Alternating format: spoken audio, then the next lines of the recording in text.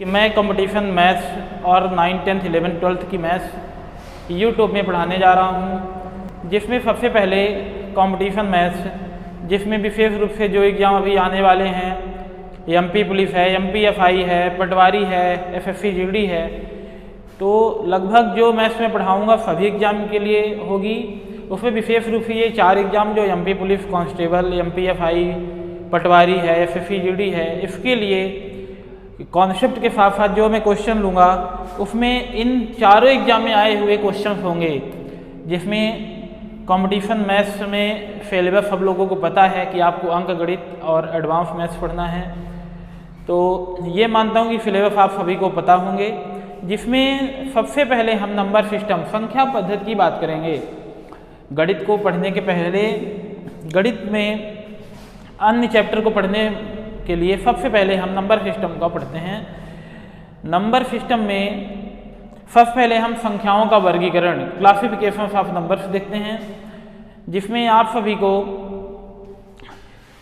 सभी जितने भी नंबर अभी तक पढ़े होंगे, जितने भी लोग या मैथ्स ग्रुप के हों या बायो आर्ट जो भी हैं, सभी लोग मिला के जितने भी नंबर्स आप लोग पढ़े होंगे, उन सभी नंबर के ग्रुप को क्या कहते हैं?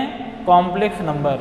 जितने भी नंबर आप लोग पढ़े होंगे उन सभी नंबर्स का जो ग्रुप होता है उसी को हम कॉम्प्लेक्स नंबर या सम्मिश्र संख्याएं कहते हैं। अगर संपूर्ण नंबर की बात की जाए तो सभी नंबर इन्हीं कॉम्प्लेक्स नंबर के अंदर ही आते हैं। तो सबसे पहले हम समझते हैं कि सम्मिश्र संख्याएं क्या होती हैं, जो 11 से मैथ्स ग्रुप के स्टूडेंट अलग से पढ़ते हैं। सबसे पहले हम समझते हैं कॉम्प्लेक्स नंबर, सम्मिश्र संख्या। तो सम्मिश्र संख्या के अंदर हम 2 संख्या पढ़ते हैं। सम्मिश्र संख्या का जो स्टैंडर्ड फॉर्म होता है a+ib, यानी कि रियल नंबर और इमेजिनरी नंबर। तो रियल नंबर की बात करेंगे, अपने सिलेबस में रियल नंबर ही है, पढ़ना रियल नंबर ही है, लेकिन सम्मिश्र संख्या जो बनी होती है वो होती है वास्तविक संख्या, यानी रियल नंबर, वास्तविक संख्या, रियल नंबर एवं काल्पनिक संख्या, इमेजिनरी नंबर, काल्पनिक संख्या, इमेजिनरी नंबर। नाम से ही क्लियर है कि काल्पनिक संख्या कोई वास्तविक संख्या नहीं है, जो वास्तव में कोई संख्याएं होती नहीं है। ऐसा सिर्फ किसी जैसे क्वाड्रेटिक इक्वेशन, द्विघातीय समीकरण, वर्ग समीकरण आप लोग पढ़ते रहे होंगे, उसमें जो 3 केस नेचर ऑफ रूट्स में सिखाया गया होगा। काल्पनिक संख्याओं में आवश्यकता पड़ती है रूट के अंदर कोई निगेटिव नंबर आ जाए। जब रूट के अंदर कोई निगेटिव नंबर आ जाता है तो अब इसको एक लिखने का तरीका है कॉम्प्लेक्स नंबर, जैसे कि एक आयोटा काल्पनिक संख्या में यूज किया जाता है, आयोटा का आई, जिसकी वैल्यू होती है रूट के अंदर -1 और आई स्क्वायर की वैल्यू होती है 1। आई स्क्वायर की वैल्यू क्या होती है? इधर स्क्वायर कर देंगे, -1 हो जाएगा। आई क्यूब की वैल्यू इसमें ज़्यादा कुछ पढ़ना नहीं है, अपने सिलेबस में है नहीं काल्पनिक संख्याएं, लेकिन थोड़ा सा हम इसको भी जान लेते हैं कि रूट के अंदर अगर कोई नेगेटिव नंबर दिख जाता है, इसको एक लिखने का तरीका है, कॉम्प्लेक्स नंबर है, जो आयोटा का यूज करके सिखाया जाता है। आई की वैल्यू होती है रूट के अंदर -1, आई स्क्वायर की वैल्यू इसी की स्क्वायर कर देंगे माइनस, इसी को सिंप्लीफाई करेंगे, आई क्यूब की वैल्यू आ जाएगी और i4 की वैल्यू 1, आई की पावर 4 की वैल्यू 1। तो कॉम्प्लेक्स नंबर में ज़्यादा कुछ, कॉम्प्लेक्स नंबर में अपने को रियल नंबर ही पढ़ना है, वास्तविक संख्याएं ही पढ़ना है, काल्पनिक संख्या नहीं पढ़ना है। अगर जिसको समझना हो तो थोड़ा बहुत आयोटा का यूज सीख सकते हैं, आई की वैल्यू आई स्क्वायर, आई क्यूब, आई की पावर 4, अगर इतना पता है। या फिर कभी क्वेश्चन पूछा भी जाएगा, आ गया आई की पावर 47 इसकी वैल्यू, तो आपको पता है, आप या तो इसका यूज करके निकाल लें या तो इसका यूज करके आप इसको इस तरह लिख सकते हैं, आई स्क्वायर की पावर में है 23, तो देखो आई को कितने टाइम्स लिखा गया? 43 टाइम्स, 46 बार लिखा गया आई को, आई 47 बार था, इधर एक आई बच रहा है, आई को आप ऐसे लिख दें। आई स्क्वायर की वैल्यू है -1 की पावर 23 इंटू आई, तो -1 की पावर में अगर ऑड नंबर है, कोई विषम संख्याएं हैं, तो -1 होता है और ये i है। फाइनली i की पावर 47 की वैल्यू आ गई -i। काल्पनिक संख्याएं अपने सिलेबस में है नहीं, पर थोड़ा बहुत जान सकते हैं, इस तरह से वैल्यू अपन फाइंड कर सकते हैं। विशेष रूप से जो मेजर पार्ट है आपका वास्तविक संख्या है, रियल नंबर ही पढ़ना है। तो रियल नंबर को हम व्यवस्थित पढ़ते हैं, काल्पनिक संख्याओं को थोड़ा बहुत आप बस आयोटा का यूज आप सीख लीजिए, बस हो गया। तो वास्तविक संख्याएं जो रियल नंबर है उसको हमको डिटेल में पढ़ना होगा। तो जो वास्तविक संख्याएं, जो वास्तव में संख्याएं जो होती हैं, तो आपको दो तरीके संख्याएं दिखती होंगी। एक तो पूर्णांक इंटीजर, जो रियल नंबर है या तो इंटीजर्स के फॉर्म में दिखेगा या तो दशमलव, डेसिमल।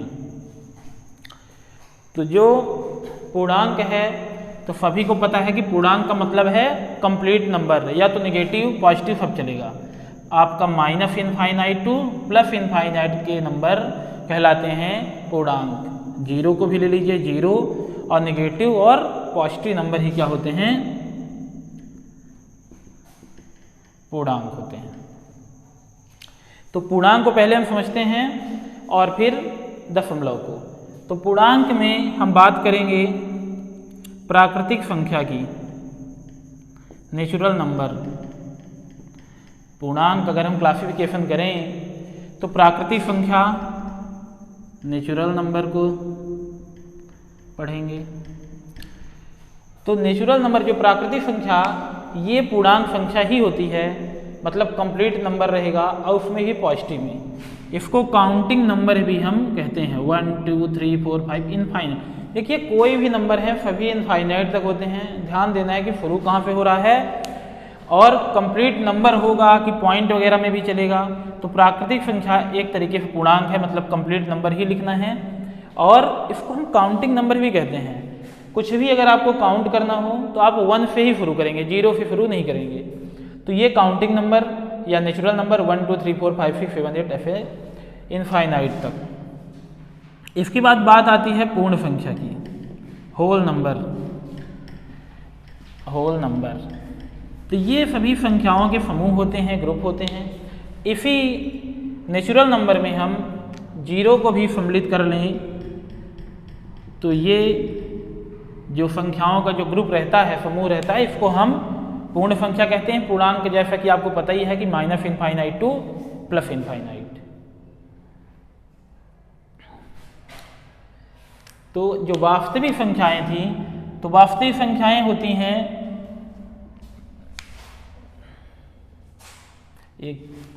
जो वास्तविक संख्याएं होती हैं तो वो होती हैं परिमेय संख्या और अपरिमेय संख्या।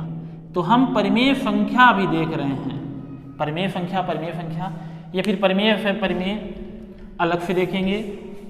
अभी आप देखिए क्या, पूर्णांक। प्राकृतिक संख्याएं क्या हैं, 1 2 3 4 पूरा इनफाइनाइट तक पूर्णांक, 0 to इनफाइनाइट पूर्णांक आपको पता ही है। इसके बाद सम संख्या, इवन नंबर देखेंगे।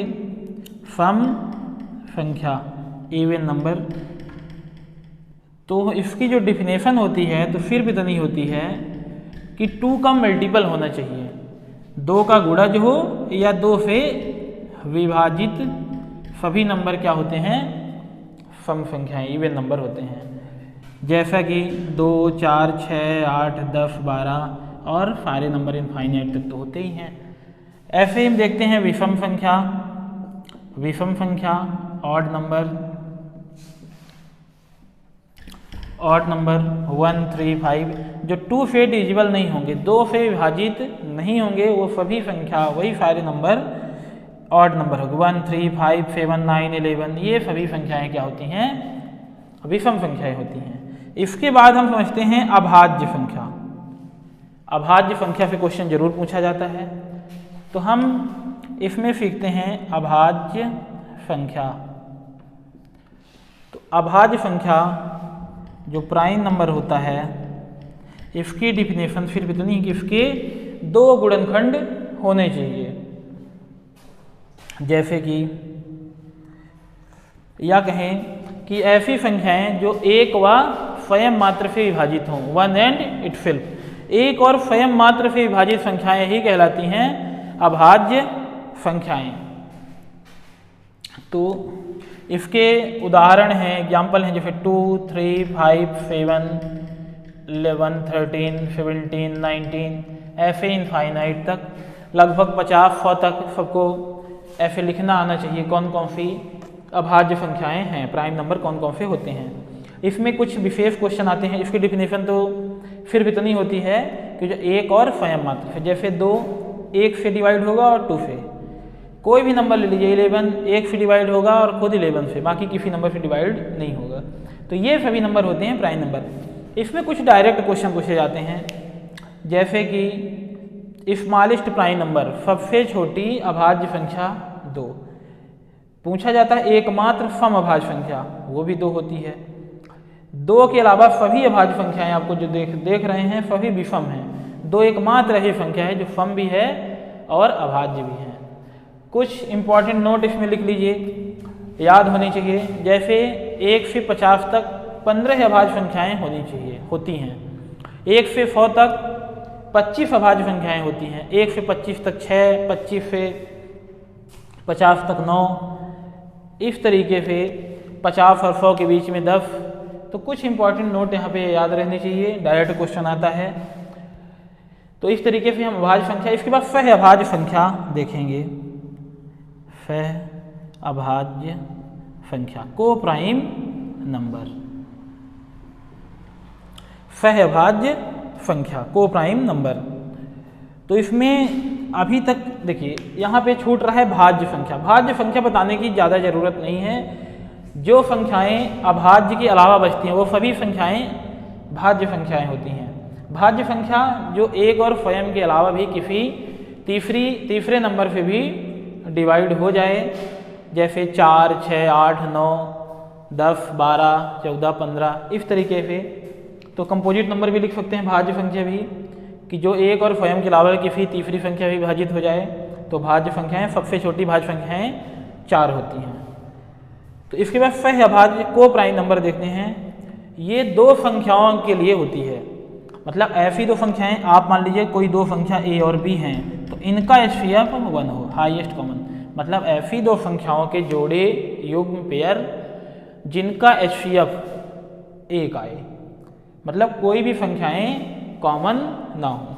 कुछ एग्जाम्पल देख लीजिए, जैसे 3, 5 का एचसीएफ 1 आएगा। ये भी सह अभाज्य संख्याएं हैं। 5 है, 11 है, 5, 8, 3, 7, ये सभी संख्याओं का जो पेयर है, युग्म है, जोड़ा है, तो सभी संख्याएं होती हैं सह अभाज्य संख्याएं। तो पूर्णांक के अंदर ये सभी संख्याएं होती हैं जो कंप्लीट नंबर में कंप्लीट संख्या भी होती हैं, पॉइंट वगैरह नहीं होती। तो एक बार फिर से देख लीजिए, प्राकृतिक संख्याएं 1 से शुरू होती है अनंत तक, और पूर्ण संख्या 0 से अनंत तक। सम का मतलब सिर्फ इतना है कि 2 से विभाजित हो, 2 से विभाजित नहीं होगी तो विषम। अभाज्य संख्या जो एक और स्वयं मात्र से विभाजित हो, और इसी में भाज्य संख्या पढ़ेंगे जो एक और स्वयं के अलावा भी किसी तीसरी संख्या विभाजित हो। सह अभाज्य संख्या होती है कि ऐसी 2 संख्याओं के जोड़े जिनका एचसीएफ 1 हो, कोई कॉमन न हो। एक संख्या और होती है ट्विन संख्या। ट्विन संख्या होती है कि ऐसी 2 संख्याएं, जैसे ये संख्या अभाज्य तो है ही है, सह अभाज्य संख्या तो ये ट्विन संख्या भी है। मतलब ऐसी दो संख्याएं जिसका अंतर 2 हो, जैसे ये ट्विन संख्या नहीं है, सिर्फ अभाज्य संख्याएं हैं। तो इसके बाद हम देखते हैं डेसिमल, जो संख्याएं कंप्लीट नहीं रहेंगी तो वो संख्याएं। तो इसके बाद हम देखते हैं दशमलव, डेसिमल को समझते हैं। तो आप जब डेसिमल वाले नंबर देखे होंगे तो 3 तरीके से नंबर देखे होंगे। एक शांत दशमलव, कुछ एग्जाम्पल ऐसे ले लीजिए, जैसे 0.5, 0.5237, कुछ भी लिख लीजिए ये। और एक प्रकार की और संख्या जो है 0.272727, 2792387, ऐसी संख्याएं दशमलव में आप देखे होंगे। जैसे ये है ऐसी संख्याओं को, ऐसी दशमलव वाली संख्याओं को हम कहते हैं फांत, यानी टर्मिनेटिंग। ये है फांत दशमलव, मतलब कंप्लीट संख्या लिखी हुई है, आगे नहीं बढ़ रही है। जैसे ये, इसमें पुनरावृत्ति हो रही है तो इसको बोला जाता है अफांत। ये दोनों केस अफांत के होते हैं, बट इसमें क्या हो रहा है कि संख्याएं क्या हो रही हैं, डिजिट क्या है, रिपीट हो रहे हैं, रिपीटिंग, पुनरावृत्ति हो रही है। 2727 बार बार आ रहा था। ऐसे संख्याओं को जो भी डिजिट रिपीट होता है उसके ऊपर हम बार लगाते हैं, जो बार बार आता है। तो यहाँ पे ये फांत दशमलव, यहाँ पे ये पुनरावृत्ति, रिपीटिंग का केस है। तो ये जो दो केस होते हैं, फांत का और पुनरावृत्ति का, यही होते हैं परिमेय संख्याएं। इधर जितनी भी संख्याएं आप पढ़े हैं ये सभी परिमेय संख्याएं हैं, और इसमें जो दो केस हैं, एक फांत का और एक पुनरावृत्ति का, ये परिमेय संख्याएं होती हैं। और ये संख्याएं ना ही कंप्लीट लिखी हुई हैं और ना ही कोई डिजिट इसमें रिपीट हो रहा है। इसको कहते हैं नॉन टर्मिनेटिंग। ये अफांत का केस है, अफांत दशमलव इसको कहते हैं। नॉन टर्मिनेटिंग, नॉन रिपीटिंग का केस है,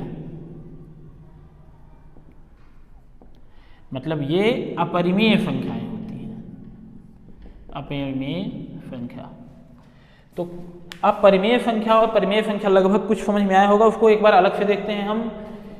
परिमेय संख्या और अपरिमेय संख्या को एक बार फिर से देखते हैं। परिमेय संख्या की जो परिभाषा होती है तो सिर्फ इतनी होती है कि ऐसी संख्याएं जिनको हम P बटा Q के रूप में लिख पाएँ। आप P अपान Q के फॉर्म में एक्सप्रेस कर पाएँ, सारे नंबर क्या होंगे, रेशनल नंबर होंगे। तो अब संख्या जो वास्तविक संख्या थी उसमें हम परिमेय संख्या, रेशनल नंबर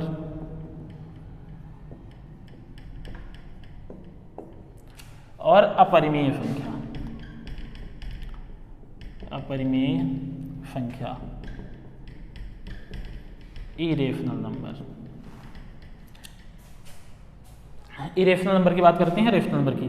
तो परिभाषा सिर्फ इतनी होती है कि जिसको हम P बटे Q के रूप में लिख पाएँ। Q तो बिल्कुल जीरो ना हो, नीचे जीरो का मतलब इनफाइनाइट। तो P अपान Q के फॉर्म में जिस नंबर को हम लिख पाएँ वो रेशनल नंबर होगा, और जिसको हम P बाई Q के फॉर्म में नहीं लिख सकते वो क्या होगा, अपरिमेय संख्या। इसके कुछ उदाहरण देखते हैं। जैसे 5 है, ये क्या है, परिमेय संख्या है। क्यों? क्योंकि इसको 5.1 हम लिख सकते हैं P बटे Q के रूप में। 0 भी परिमेय संख्या है, जिसको 0 को हम 0/1 लिख सकते हैं। 22/7 भी परिमेय P बटा Q के रूप में दिख ही रहा है। 5/7 भी, 7/5 भी, ये सभी परिमेय संख्याएं हैं। यह रूट के अंदर कोई ऐसा नंबर हो जिसका परफेक्ट स्क्वायर हो, जिसका वर्गमूल आपको, जिसका सोल्यूशन आपको कंप्लीट नंबर पता हो। जैसे √4 स्क्वायर रूट 2, 2 को 2/1 लिख सकते हैं, 9 का 3, 3 का 3/1, P बाई Q के प्रूफ फॉर्म में लिख दिए। पॉइंट में चलें, दशमलव की बात करें तो 0.7873 कुछ भी लिखें। अगर आगे नंबर नहीं चल रहा है तो ये टर्मिनेटिंग का केस है और ये परिमेय संख्या है। या फिर 787 तो ये भी रिपीटिंग का केस है। तो फांत और अफांत में रिपीटिंग, रिकरिंग वाला केस, पुनरावृत्ति वाला केस जो है तो वो होता है 787 रिपीट हो रहा है। तो ये परिमेय संख्या के उदाहरण है। अपरिमेय संख्या की बात करें तो पाई अपरिमेय संख्या है, जिसका कोई एग्जैक्ट सोल्यूशन होता नहीं है, एग्जैक्ट वैल्यू। रूट के अंदर 5 है, 7 है, 23 है, ये सभी संख्याएं अपरिमेय संख्या, जिसको P बटे Q के रूप में। इसको जब आप सॉल्व करेंगे वर्गमूल के चैप्टर में, इसको बताया जाएगा लॉन्ग डिवीजन मेथड से, तो इसका कोई एग्जैक्ट आंसर आएगा नहीं, अप्रॉक्सीमेट वैल्यू आती है। तो ये सभी संख्याएं भी अपरिमेय हैं, ये भी अपरिमेय हैं। और दशमलव में बताया गया 7892732 ऐसे कुछ नंबर कि जो ना ही टर्मिनेट होते हों ना ही रिपीट होते हों। तो ये सभी संख्याएं होती हैं अपरिमेय संख्याएं।